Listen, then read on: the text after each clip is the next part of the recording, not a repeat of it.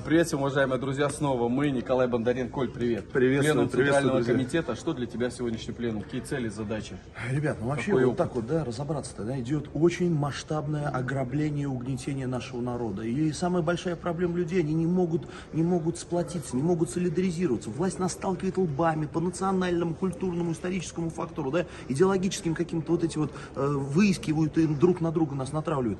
И вот как объединиться, сплотиться, выработать единую вот эту концепцию и стать авангардом в процессе объединения людей. Какая задача-то, конечно, в итоге? В борьбе за свои права, в борьбе за свои классовые интересы. Потому что неважно, в каком регионе, городе мы живем, неважно, сколько нам лет, мы все работаем за нищенские копейки для того, чтобы наверху 1% жировал и в списке Forbes хвастался, сколько у них там нулей на счетах.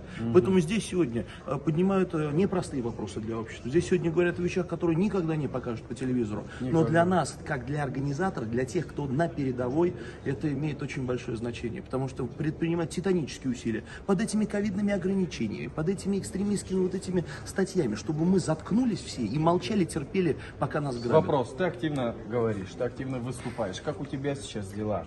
Вот нашим зрителям, как у тебя? Что, Слушай, какие процессы? Что друзья, происходит? я скажу, да, я мог бы сейчас тут мышцами играть и говорить, что все отлично, все тяжело, потому что каждый день штрафы, каждый день полиция, какие-то новые суды, новые статьи, оскорбления, попытки очернить. Тяжело, но с другой стороны, как бы не было трудно, и я, и все остальные должны понять, что другого пути нет.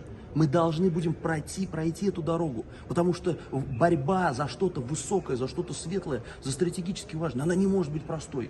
И она нас закаляет с каждым днем, с каждым часом мы становимся сильнее и сильнее. И там, где власть хочет нас ударить, хочет нас запугать, напротив, является тренажером для того, чтобы выкристаллизовывать из нас вот эту вот настоящую революционную сущность. Что для тебя стимул? Мой дом грабят. Там, где мои отцы, мои деды, мои предыдущие поколения передали мне в руки страну и сказали, мы ее в боях кровопролитных защищали, мы своей спины не жалели, береги, а ее грабят. И кто, если не мы, это самое легкое хлопнуть дверью, свалить за кордон. Да, таких тысячи и тысячи, и будет еще больше. Другой вопрос, не бежать от проблемы, преодолеть, перешагнуть, найти все силу. Вот это действительно стимул. Коль, скажи, пожалуйста, что сделать, что можно придумать, сделать с людским равнодушием? Когда люди не хотят ходить на выборы, не верят, говорят, вы много болтаете, там мало делаете или еще что-то в этом духе.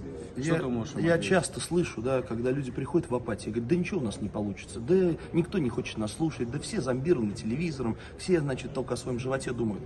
Единственное, самое важное, что поможет нам решить эту проблему, единственное, что сегодня не хватает российскому обществу, это не опускать руки. Дорогу осилит идущий только тот, кто не перекладывает эту задачу на другого, не ищет героев, не верит в спасителей, сам является героем. А кто сегодня герой в нашей стране? Кто не опускает руки? Кто идет, несмотря на все эти трудности? Поэтому нельзя сдаваться. Нельзя, как бы не было тяжело. И это обернется еще большей катастрофой для нас. А на каждую семью, каждого ребенка страна не обойдет.